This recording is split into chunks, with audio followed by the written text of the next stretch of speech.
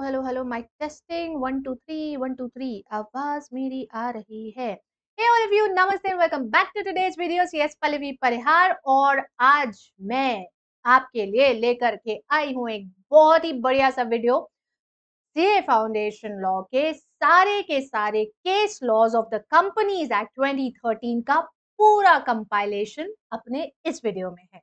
तो भाई, अगर आप आने वाला मे अटेम्प्ट दे रहे हो तो मे 25 अटेम्प्ट के लिए सारे के सारे केस लॉज जो कि कंपनी एक्ट में है वो सब समअप करके मैं इस एक सेशन में आप लोगों को सिखाने वाली हूँ, बताने वाली हूँ। तो पूरा का पूरा वीडियो आखिर तक आपको देखते रहना है। और भाई, वीडियो को लाइक करना है और दोस्तों के साथ इसको शेयर भी करना है और नीचे कमेंट में मेरे को जरूर बताने का है कि आपको ये कंटेंट कैसा लगा और इस तरीके का कोई और ऐसा कंपाइलेशन है क्या जो आप चाहते हो मैं आपके लिए बनाऊं, like any other compilation of sections और केस लॉज। अगर it is needed, do let me know in the comment section. नीचे कमेंट करके मेरे को बताओ तो मैं वो चीज भी आपके लिए लेकर के आऊंगी। तो चलो बच्चों, जल्दी जल्दी से फटाफट से अपन अपना आज का क्लास स्टार्ट कर लेते हैं। अच्छा, ये जो स्क्रीन पे दिख रहा है ये तो आप अपने सारे दोस्तों को बता ही चुके होंगे कि भाई आने वाले 8 ऑफ अप्रैल से हमारा संकल्प बैच स्टार्ट हो रहा है। मेरे साथ मेरी पूरी टीम होने वाली है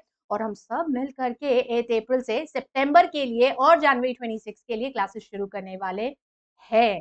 तो अपने दोस्तों को इस बैच के बारे में जरूर बता दियो। सीएसपी 10 कोड जरूर बता दिए उनको, उनको बोलना दिमाग में फिट कर लो। सीएसपी 10 कोड हर जगह, परीक्षा से लेकर के तो हर एक चीज की कुंजी CSP 10 कैसे, ये रेगुलर क्लासेस में बताती जाऊंगी। So let's get started with the Companies Act 2013, one shot of all the case laws. सारे के सारे केस लॉज एक ही हेड में कैसे पढ़ेंगे और क्या होगा मैम, इसके बारे में जरा थोड़ा सा बता दो। तो ये देखो आपके सामने सबसे पहले पुटअप करी हूँ वो 5 हेडिंग जिसमें कि हमें सबसे ज्यादा केस लॉज पढ़ने होते हैं। मोटा मोटा कुछ 14 केस लॉज हैं जो कि पूरा कंपनी एक्ट 2013 में सीए फाउंडेशन के लिए आपको पढ़ने। अब भाई, कभी कभी केस लॉ पे डायरेक्ट क्वेश्चन भी आ जाता है जिसमें कि आपको केस लॉ को ही बस लिखना है। जैसे कि वो लिफ्टिंग और पियर्सिंग ऑफ कॉर्पोरेट विल की कोई भी 5 केस स्टडी समझा दो। डायरेक्ट थ्योरी क्वेश्चन में तो आपको केस का नाम लिखना है, केस का हेडिंग लिखना होता है, वो बताना है। या फिर केस के जो फैक्ट्स होते हैं उस पर बेस्ड केस स्टडी आ जाती है और आपको उसको सॉल्व करना पड़ता है। जैसे कि आपका वो मकावरा वर्सेस नॉर्दर्न एश्योरेंस कंपनी वाला केस आ जाता है। या फिर भाई, अपनी ये दोनों डॉक्ट्राइन्स है ना, अल्ट्रा वायर्स वाली, तो इसका Ashbury railway carriage company versus Riche वाला केस। और या फिर कंस्ट्रक्टिव नोटिस और इंडोर मैनेजमेंट वाली जो डॉक्ट्राइन है इसका तुर्कन रूल। तो डायरेक्ट थ्योरी क्वेश्चन और उसके साथ साथ प्रैक्टिकल केस स्टडी, ये दोनों ही आपसे पूछी जा सकती है बच्चों इस केस लॉस के रिलेशन में। अब 5 हेडिंग्स में अपन पढ़ेंगे। पहले अपन सेपरेट लीगल एंटिटी से रिलेटेड केस पढ़ने वाले हैं। उसके बाद अपन लिफ्टिंग ऑफ कॉर्पोरेट विल के केस पे जाएंगे, इसमें वो 5 केसेस आएंगे। उसके बाद अपन इफेक्ट ऑफ रजिस्ट्रेशन में जो 4 केसेस आते हैं जो सेक्शन नंबर 9 के साथ आप पढ़ते हो वो पढ़ेंगे। फिर डॉक्ट्राइन ऑफ अल्ट्रा वायर्स का अभी केस का नाम बताई थी और इंडोर मैनेजमेंट का, ये सब अपन साथ में पढ़ेंगे। 3 हेडिंग्स में अपन चीजें पढ़ेंगे, ठीक है। अब सबसे पहले जब सेपरेट लीगल एंटिटी की बात आएगी तो बच्चों यहाँ पर ना 2 केस लॉ आते हैं। 2 केस लॉ में पहला केस लॉ जो है आपका वो मकाउरा वर्सेस नॉर्दर्न अश्योरेंस कंपनी का केस है। Macaura versus northern assurance company बहुत सिंपल सा और छोटू सा केस है, आपको ध्यान से इसे सुनना है। इसके लिए अपन ने एक बहुत बढ़िया सा रैप बनाया था, ध्यान है ना, रेगुलर क्लासेस में अपन पढ़े भी थे, तो बस वही सुन लो और आखिर में केस को कंक्लूड कर दूंगी। एक दिन लग गई आग, सारा टिम्बर जल के हो गया खाक। एक दिन लग गई आग, सारा टिम्बर जल के हो गया खाक। मकावरा पहुंचा कोर्ट, बोला साहब दिला दो नोट। मकावरा पहुंचा कोर्ट, बोला साहब दिला दो नोट। जज बोला ना मुन्ना ना, सेपरेट लीगल एंटिटी का कंसेप्ट तू भूलना ना। तो क्या हुआ, अगर तू है कंपनी का सब्सटैंशियल क्रेडिटर और मेजॉरिटी शेयर होल्डर, पर मेरे बच्चे company is separate from its member.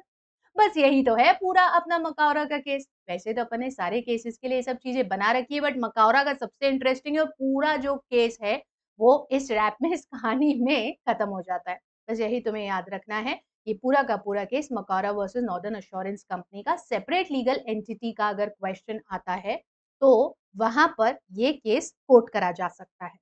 इसके बाद दूसरा आता है हमारा लैंडमार्क केस। भाई इसको तो ना अपन लैंडमार्क केस बोलते हैं, और लैंडमार्क केस क्यों बोलते हैं? क्योंकि ये एक ऐसा केस है जिसे अगर कोई बच्चा कमनी लॉ पढ़ रहा है तो मुंह जबानी याद होना चाहिए। समझ रहे हैं ना? मतलब अगर आप कमनी लॉ पढ़ रहे हो, भले ही सीए में पढ़ रहे हो या सीएस में पढ़ रहे हो, ये केस बेस माना जाता है। मतलब ये अनार का आ आम का होता है ऐसे समझ लो, या क ख ग होता है, या एबीसीडी होता है ये समझ लो। कंपनी लॉ का Solomon versus Salomon and company limited. क्या हुआ था भाई Solomon versus Salomon and company limited के केस में, तो लिख करके देख लेंगे ताकि हमें ये बहुत अच्छे से याद रहे। कुछ फिगर्स बहुत ज्यादा इंपॉर्टेंट है और कुछ डिटेल्स भी बहुत ज्यादा इंपॉर्टेंट है।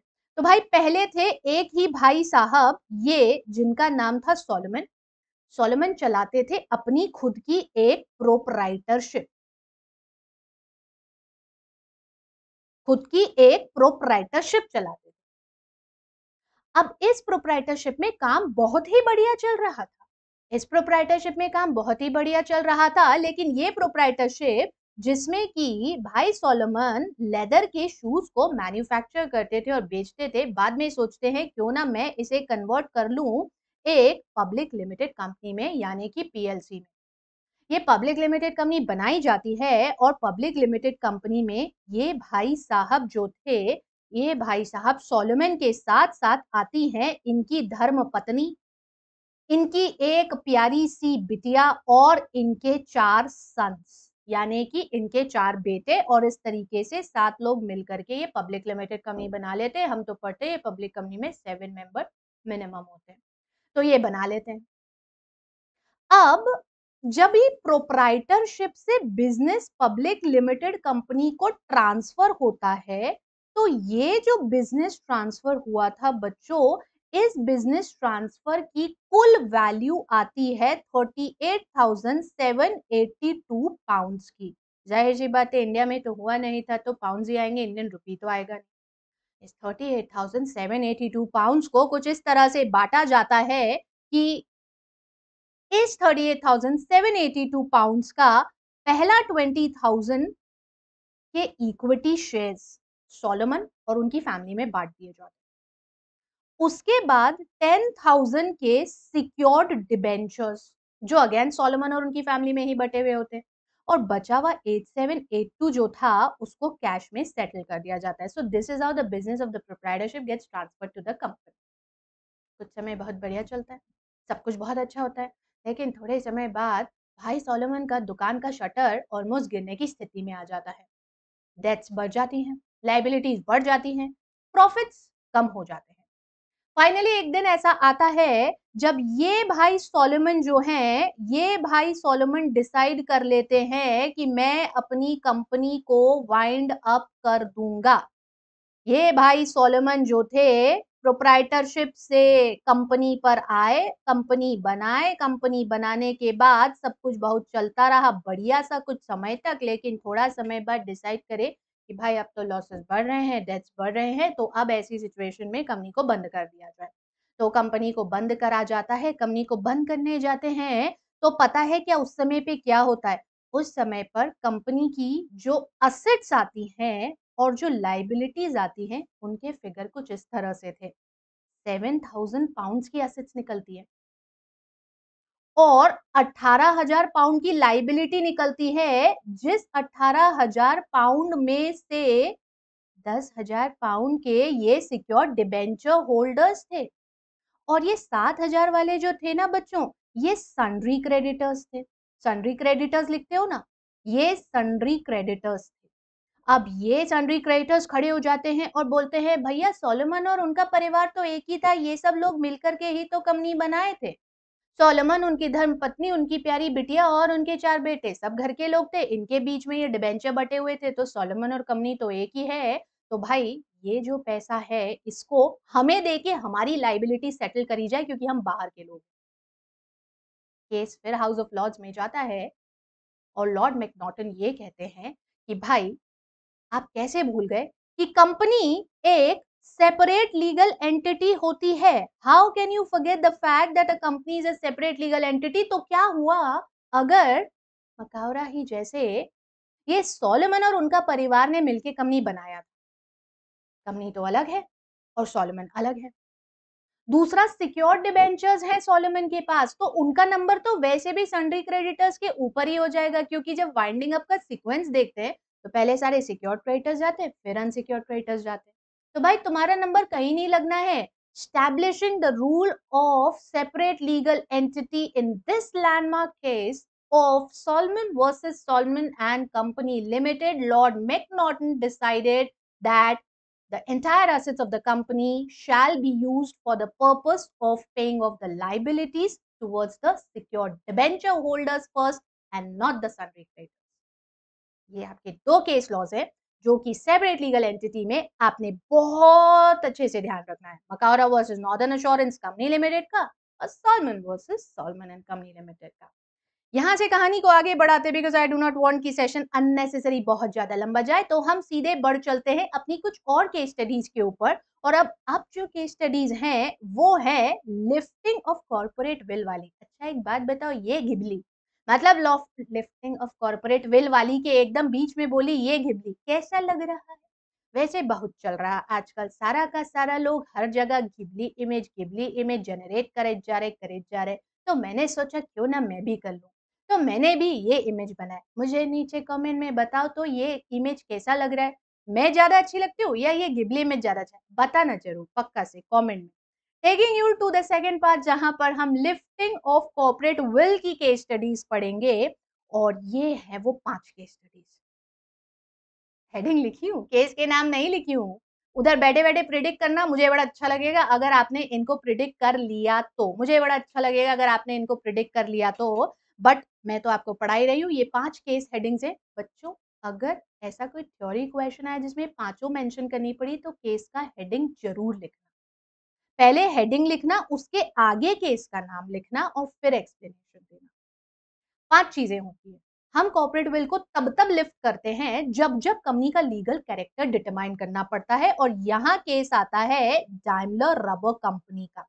हाँ आप इतना भी याद रखोगे तो भी चल जाएगा, अगर आपको पूरा केस लॉ का नाम नहीं याद होता, डाइमलर रबर कंपनी का केस याद रखोगे तो भी चल जाएगा। यहाँ सिर्फ केस का नाम है और साथ में हमें केस का हेडिंग दिया गया, ज्यादा डिटेल्स और फैक्ट्स नहीं है। तो हम बस इतना ही याद रखते हैं कि अगर कभी हमें ये पता लगाना है कि कोई कंपनी हमारी दोस्त है यानी फ्रेंड है या एनिमी है यानी फो है, फो का मतलब होता है एनिमी, तो भाई इसके लिए हमें कॉर्पोरेट वेल को साइड में रखना पड़ेगा और वो लोग जिन्होंने कंपनी को इनकॉर्पोरेट कराए वो किस देश के ये देखना पड़ेगा। क्योंकि अगर उनके साथ हमारे रिलेशंस हेल्दी नहीं है, if a country is at war with that country, तो उस देश की कंपनी भी हमारी दुश्मन ही होगी। ठीक है। दूसरा होगा प्रोटेक्टिंग ऑफ रेवेन्यू या टैक्स, चुराने के पर्पज से आपने कंपनी बनाई। भाई वैसे भी मम्मी हमेशा बोलती थी, दादी हमेशा बोलती थी, नानी हमेशा बोलती थी, मम्मी हमेशा बोलती रहती है हमको चोरी करना पाप है, नदी किनारे सांप है, काली माता आएगी गला काट के जाएगी। मेरे को आज तक याद है बचपन में हम ऐसे ही करा करते थे। तो भाई सच में चोरी करना पाप है, नदी किनारे सांप है, काली माता आएंगी, अभी तो नवरात्रि भी चल रही और गला काट के जाएंगी। तो भाई आपने भी चोरी नहीं करना है, टैक्स की चोरी नहीं करना है, जो कि बहुत ही बुरी बात है। और अगर आपने टैक्स की चोरी करने के लिए कंपनी बनाई तो फिर हम कंपनी को साइड में रख देंगे। ठीक वैसे ही जैसा कि डिनशॉ मानेक जी के केस में हुआ था, जैसा कि Juggi Lal Kamlapat versus commissioner of income tax में हुआ था। जुग्गी लाल कमलापत, दो केस है यहाँ पर। अरे एक सेकेंड, कमलापत का एल गड़बड़ हुआ, Kamlapat versus commissioner of income tax CIT, जो कि हमने शॉर्ट में लिखा हुआ है।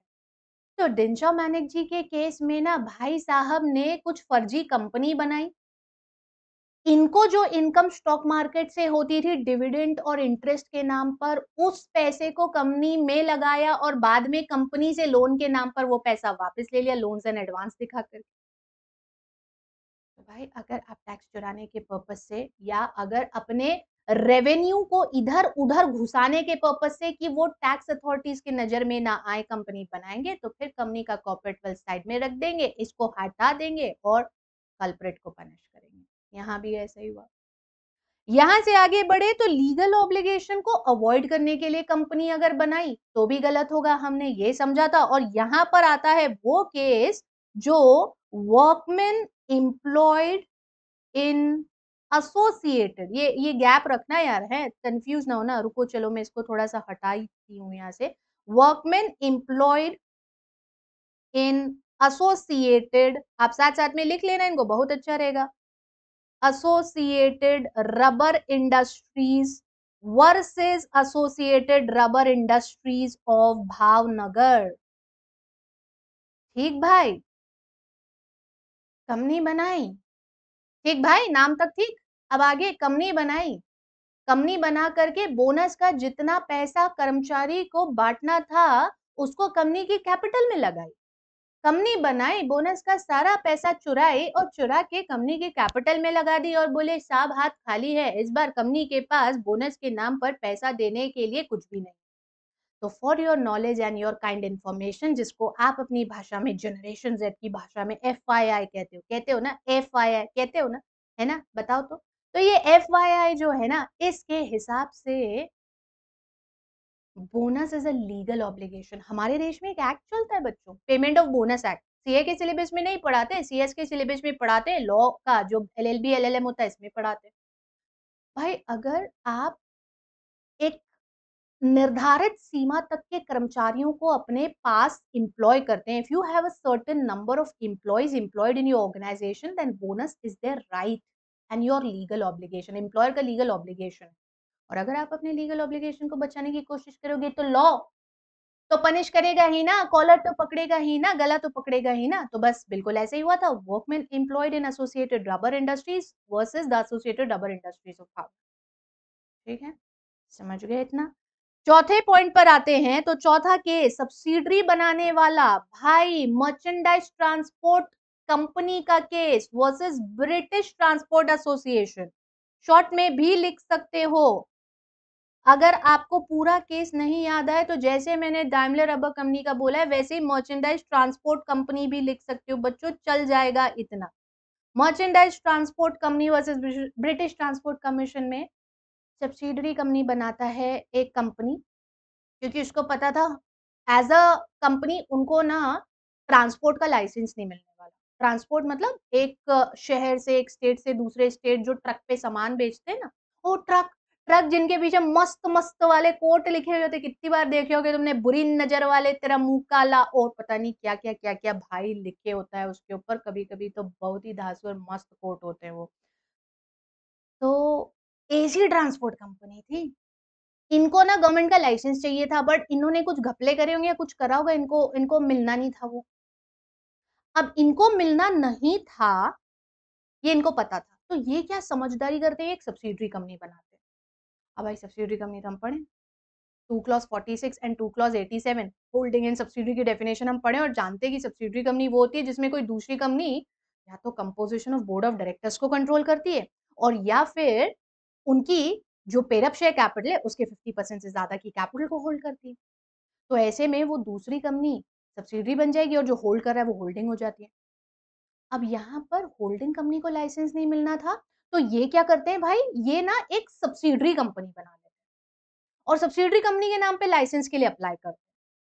सब्सिडरी कंपनी का पर्दा उठाया जाता है तो पीछे से निकलती होल्डिंग कंपनी है। सब्सिडरी कंपनी का पर्दा उठाते तो पीछे से निकलती होल्डिंग कंपनी है। भाई यही तो होल्डिंग कंपनी जिसको मना करे थे कि लाइसेंस नहीं देंगे, तो इनका पर्दा हटाए तो पीछे से ये निकले, ये कल्प्रेट है, इस कंपनी को लाइसेंस नहीं मिले। If you form a company as a subsidiary for the purpose of taking any approval through a illegal means, then again corporate will be raised.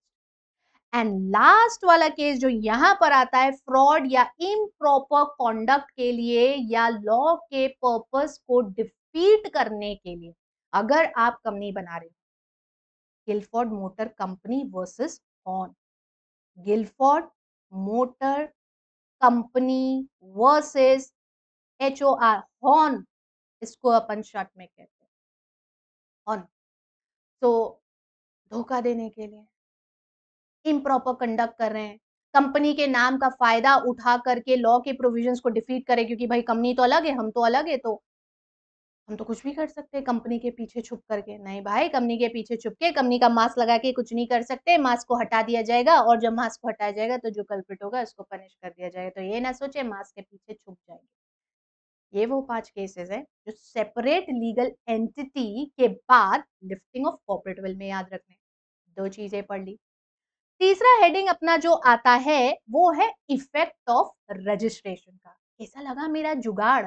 मतलब मैं कौन से जुगाड़ की बात कर रही हूँ? अरे यही इस सेशन के जुगाड़ की बात कर रही हूँ यार, जिसमें सारे केस लॉस एक ही सेशन में मिल जाने हैं और मैक्सिमम 30 से 35 मिनट के अंदर तुम्हारा पूरा का पूरा केस लॉ का रिवीजन हो रहा है। तो ये जुगाड़ कैसा लगा? ये जुगाड़ कैसा लगा मेरे को बताना जरूर कमेंट सेक्शन में। ओके, इफेक्ट ऑफ रजिस्ट्रेशन बच्चों, जो कि अपन सेक्शन नंबर 9 में पढ़ते हैं, यहाँ पर फिर 4 केस आते हैं।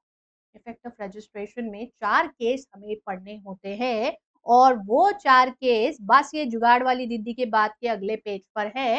ये रहे, इस बार मैंने केस के नाम लिख दिए, बहुत समझदार हूँ मैं, है ना? इस बार मैंने केस के नाम लिखे हैं।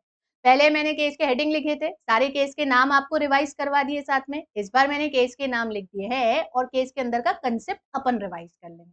आप साथ साथ में ये चीजें नोट कर लेना बस। अब देखो, पहले आता है Harinagar sugar mills limited versus SH Jhunjhunwala का केस। कंपनी बनाते से ही कॉर्पोरेट एग्जिस्टेंस उसको मिल जाता है और ये उसकी एक सेपरेट लीगल एंटिटी को जन्म दे देता है।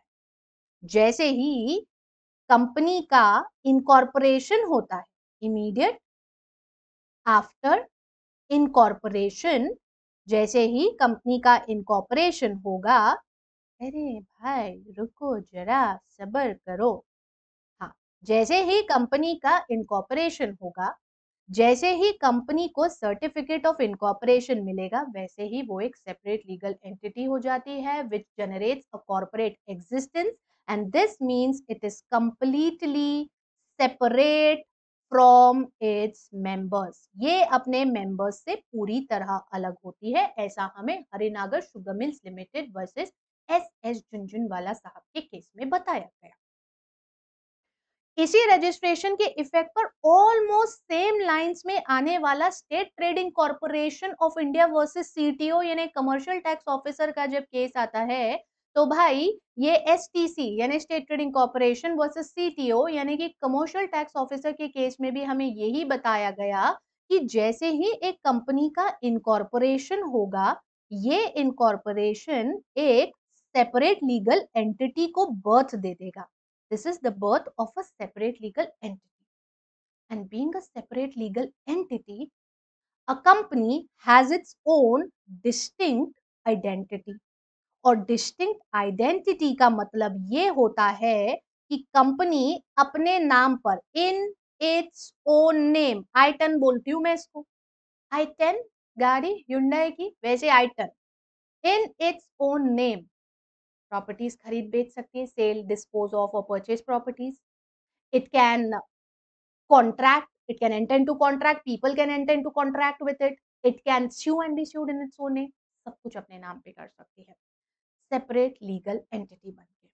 हाँ, बस यहाँ एक छोटी सी बात है जो तुम्हारे नॉलेज के लिए बता रही हूँ, तुम्हारी किताब में नहीं लिखा है, बट थोड़ा सा नॉलेज हमेशा अच्छा ही होता है, थोड़ा ज्यादा होगा तो और अच्छा होता है। State trading corporation versus CTO के केस में ये भी बताया गया था कि just because a company is a separate legal entity, तो आप कंपनी जो है उसको सिटीजन नहीं बोल सकते। भाई कंपनी अलग है, मेंबर अलग है, दोनों की डिस्टिंक्ट आइडेंटिटी है, दोनों की सेपरेट लीगल आइडेंटिटी है, बट सबसे इंपॉर्टेंट फैक्ट मत भूलना कि एक आर्टिफिशियल पर्सन होती है। हम आर्टिफिशियल पर्सन बोलते हैं ना बच्चों इसको, तो ये एक artificial person and being artificial person it can not B citizen of India, भले ही इसको बनाने वाले सारे सिटीजन। यहाँ थोड़ी सी चुटकी लेते हुए जज साहब कहते हैं, सुप्रीम कोर्ट का केस था ये, चुटकी लेते हुए माने मजा लेते हुए, फिरकी लेते हुए, ओ फिरकी, ओ पीके जैसे। तो जैसे वो भाई बोला था कौनू फिरकी ले रहा है हमार, वैसे ही जज साहब फिरकी लेते हुए ये बोलते हैं इस केस में कि यार तुम ये कह रहे हो बनाने वाले सारे मेंबर इंडियन है तो कंपनी को इंडियन बोल दो। तो एक बात बताओ मेरे दोस्त, क्या अगर कंपनी को बनाने वाले सारे मैरिड है तो कंपनी को शादीशुदा बोल दोगे क्या? या अगर सारे के सारे का डिवोर्स हो चुका है तो कंपनी को भी डिवोर्स ही बोल दोगे क्या? या सारे के सारे का स्टेटस कॉम्प्लिकेटेड है जैसा कि आजकल बच्चों का होता, बच्चों का होता है, वैसे तो क्या कंपनी का स्टेटस कॉम्प्लिकेटेड करोगे क्या? भाई ना कंपनी कॉम्प्लिकेटेड है, ना कमिटेड है, और ना सेपरेटेड है। कंपनी सिर्फ एक सेपरेट लीगल एंटिटी है, समझे बाबू? ओके। आइए तीसरे केस पे, और तीसरा केस जो हमारे सामने आता है वो है Spencer and company limited of Madras versus CWT commissioner of wealth tax. उस समय चलता था wealth tax, commissioner of wealth tax of Madras का। यहाँ पर बोलते हैं अगर एक कंपनी बनाई जाती है और उस कंपनी के द्वारा अगर कोई प्रॉपर्टी होल्ड करी जाती है तो वो प्रॉपर्टी कंपनी की है। भाई तुम बोल रहे हो ना सेपरेट लीगल एंटिटी, हर जगह इसको तो हाईलाइट करेंगे क्योंकि ये सब केसेस रजिस्ट्रेशन का इफेक्ट बताते हैं, रजिस्ट्रेशन का इफेक्ट। तो रजिस्ट्रेशन का इफेक्ट है सेपरेट लीगल एंटिटी, तो ये वर्ड बच्चों हर जगह आएगा, सेपरेट लीगल एंटिटी है, सेपरेट लीगल एंटिटी है, सेपरेट लीगल एंटिटी है। अब जो तुम बोल रहे हो ना कि सेपरेट लीगल एंटिटी है, तो सेपरेट लीगल एंटिटी अभी अभी हम बताए थे तुम्हें कि in its own name purchase, sale और डिस्पोज ऑफ कर सकती है प्रॉपर्टीज, भले ही भाई वो मूवेबल प्रॉपर्टी हो या वो इमूवेबल प्रॉपर्टी हो। तो ये अपने नाम पे करती है। कंपनी उन प्रॉपर्टीज की ओनर होती है, कंपनी उन प्रॉपर्टीज की मालिक मानी जाएगी, उसका कोई भी मेंबर नहीं। In tune to, in line with the case of Makara versus Northern Assurance Company Limited, जैसे वहां पर भी वो बोला था सब सारा पैसा मुझे दो, कंपनी का 99% शेयर होल्डर मैं हूँ, क्रेडिटर भी मैं हूँ, सारा पैसा मुझे दो। जज ने बोला था नहीं दोनों अलग है ना, जैसे दोनों अलग है, कंपनी की संपत्ति कंपनी की है, सेपरेट प्रॉपर्टी होती है, वो प्रॉपर्टी को आप नहीं यूज कर सकते हैं। Separate property of the company is to be used only by the company for the purpose, दो ये काम करते डायरेक्टर्स और मेंबर्स ही हैं कंपनी के बिहाफ। Got that?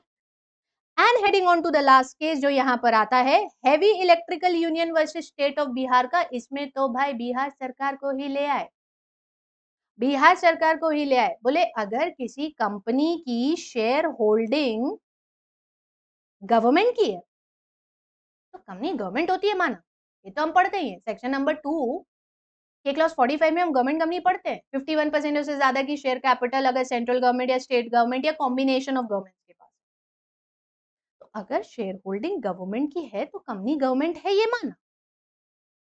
अगर शेयर होल्डिंग प्रेसिडेंट की है तो भी कंपनी गवर्नमेंट हो सकती है माना। But company and government are still separate legal entities and not one entity है, याद रखिए। आप ये थोड़ी बोल सकते हैं कि अगर किसी चीज को लेकर के घपला कंपनी ने करा मतलब सरकार ने करा, सरकार ने थोड़ी करा यार। सरकार के बिहाफ पे जो लोग कंपनी में वो कैपिटल होल्ड करे थे और जो उसको चलाने वाले डायरेक्टर थे वो घपला कर रहे हैं।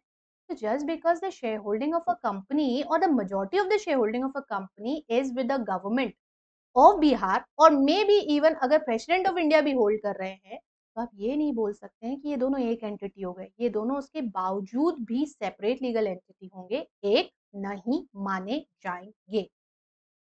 समझ गए? बहुत अच्छे से क्लियर हो गए। सेपरेट लीगल एंटिटी के 2 केस पढ़ लिए हमने, उसके बाद हमने लिफ्टिंग ऑफ कॉर्पोरेट वेल के 5 केस पढ़ लिए, 7 हो गए। उसके बाद 4 हमने इफेक्ट ऑफ रजिस्ट्रेशन के पढ़ लिए, 7 और 4 11 केस पढ़ लिए।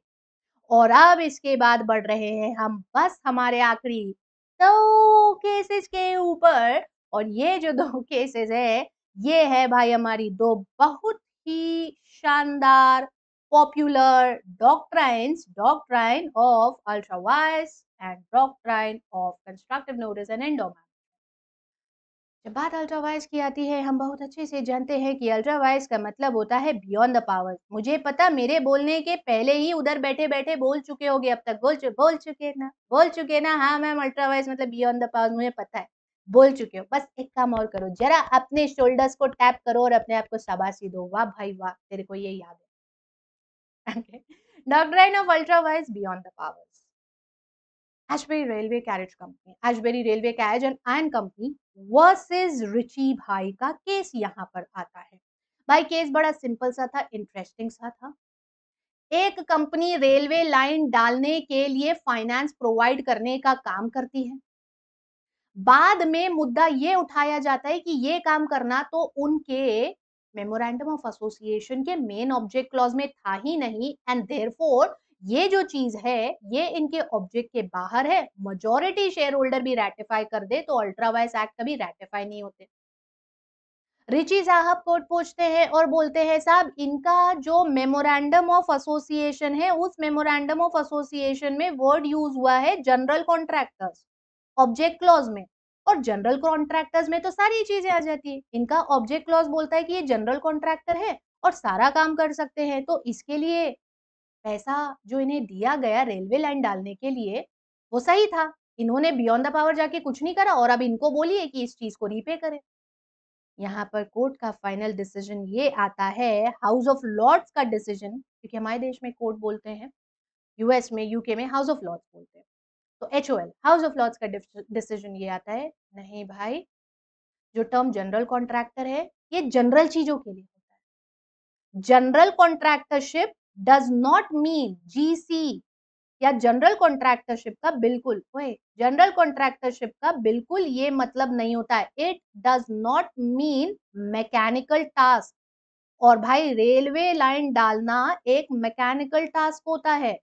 तो अगर इस चीज को आपने करा और ये आपके मेमोरेंडम में मेंशन नहीं था, तो ये आपके लिए अल्ट्रा वायस हो गया, and being ultra vires it can not be ratified by even majority of your share holder. सारे के सारे लोग S/HS मतलब मेजोरिटी शेयर होल्डर्स भी ऐसे अप्रूव नहीं कर सकते, क्योंकि जनरल कॉन्ट्रैक्टरशिप और मैकेनिकल वर्क दोनों बहुत अलग चीजें होती है। They can not be assumed as one.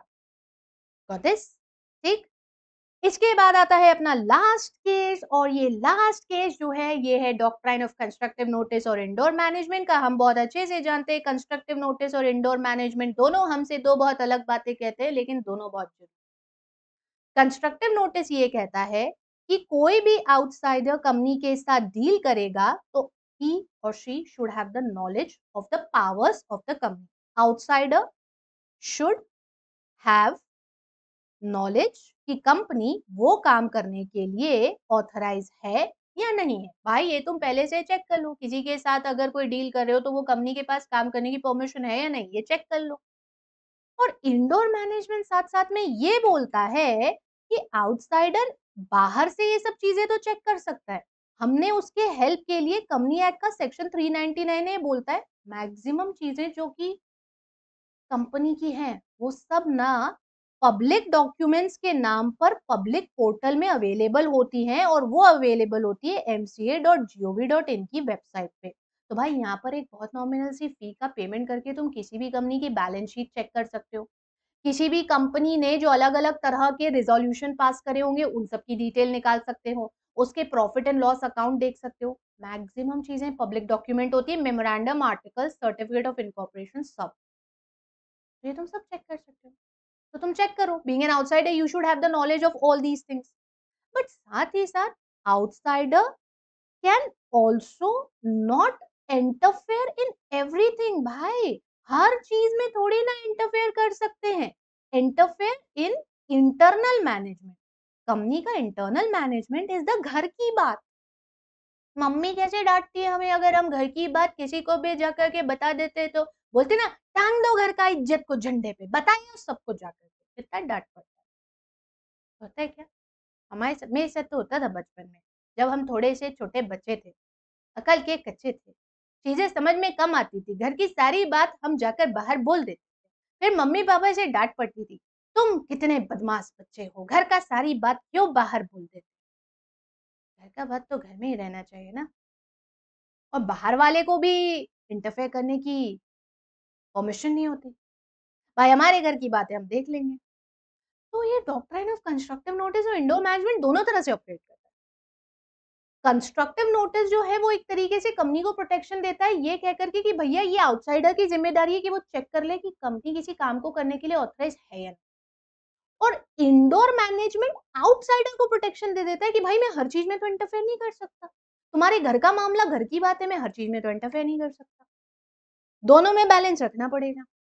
यहाँ पर आता है हमारा ये फेमस केस लॉ जिसे रॉयल ब्रिटिश बैंक वर्सेस तुर्कंद कहा जाता है, या हम इसे काफी जगह तुर्कंद रूल के नाम से भी पढ़ते हैं। आप परीक्षा में सिर्फ तुर्कंद रूल लिखोगे तो भी चल जाएगा। अब इसमें होता यही है कि कंपनी के जो डायरेक्टर्स होते हैं वो बिना शेयर होल्डर की अथॉरिटी के बैंक से बॉन्ड्स के नाम पर पैसा बोरो कर लेते हैं। लेटर ऑन पैसा लौटाने से मना कर देते ये कहते हुए कि भैया इस चीज के लिए तो हमारे पास ऑथराइजेशन ही नहीं था, तो हमने ये बिना शेयर होल्डर की परमिशन के करा। भाई तुर्कंद बोलता है कि आपके पास ऑथराइजेशन नहीं था तो इसके लिए मैं क्या करूं, मैं तो ये बीइंग एन आउटसाइडर मैं तो ये सोच के चल रहा था कि आपने ये परमिशन लेनी होगी। अब आपका मेमोरेंडम ऑफ एसोसिएशन जो है वो ऑथराइज तो कर रहा है, वो आपको परमिशन तो दे रहा है ऑथराइज टू बोरो, लेकिन वो ये कह रहा है कि ऑथराइज टू बोरो अगर करना है तो शेयर होल्डर की परमिशन से करना है, यानी स्पेशल रेजोल्यूशन पास करके करना। अब मैंने तो ये अश्योर कर लिया कि आपने परमिशन ली होगी, परमिशन किससे लेना है किससे नहीं लेना है ये तो आपको देखना पड़ेगा। बीइंग एन आउटसाइडर मैं तो कुछ नहीं कर सकता यहाँ पर। लेकिन साहब हमारे हाउस ऑफ लॉर्ड्स फिर यही चीज बोलते हैं कि आउटसाइडर को अश्योर करना होता है, इंटरनल अफेयर्स में इंटरफेयर नहीं करना होता है। तो भाई यहाँ पर आप स्यू इसीलिए नहीं कर सकते क्योंकि कंपनी ने जो काम करा वो बिना शेयर होल्डर की परमिशन के करा, और ये एक तरीके से बियॉन्ड द पावर जाके करा। तो वही सेम स्टेटमेंट जो हमने वहां पर पढ़ा, it can not be ratified by the majority of the share holders if it is something for which the company wasn't authorized, and you were authorized to borrow only subject to the permission of shareholders and not directors. Hence Turkan cannot sue. And this is the whole session. इतनी सारी चीजें हैं जो कि भाई आपने यहाँ पर इस एक सेशन में पूरे के पूरे 13 case laws of the Companies Act पढ़ लिए। This is all from my end. आज के वीडियो के लिए बस इतना ही था। अगर आपको वीडियो पसंद आया हो तो जरूर जरूर से अपने सारे दोस्तों को बता देना, उनके साथ शेयर कर देना, उनका भी भला हो जाएगा। वीडियो को लाइक जल्दी कर देना, और चैनल नहीं सब्सक्राइब करे हो अब तक तो कर लेना, ये तो सब रिचुअल बातें होती है। बस ESP10 ये कोड ध्यान रखना, जितने भी नए सब्सक्रिप्शन परचेज करने वाले हो या जिनको भी सजेस्ट और रेकमेंड कर रहे हो, क्योंकि ये 8999 फाउंडेशन का 6 मंथ और 24,999 फाउंडेशन और इंटर के कॉम्बो का आज लास्ट डे भी है, तो उन लोग को जरूर ये चीज रेकमेंड कर देना अपने दोस्तों को, छोटे भाई बहनों को, आस पड़ोस के प्यारे प्यारे छोटे छोटे नन्हे नन्हे बच्चों को बता देना, और CSP10 भी बता देना, so that they can avail this discount, क्योंकि ये डिस्काउंट बिना इस कोड के नहीं मिलता। That's all from my end in this session। आज के लिए बस इतना ही। ऐसे ही रॉकिंग और अपचिक वीडियोस के साथ जल्दी मिलते रहेंगे। तब तक के लिए अपना ध्यान रखो, गर्मी बहुत सारी है, पानी पीते रहना, परीक्षा अच्छे से देना है। जल्दी मिलते हैं। नमस्ते।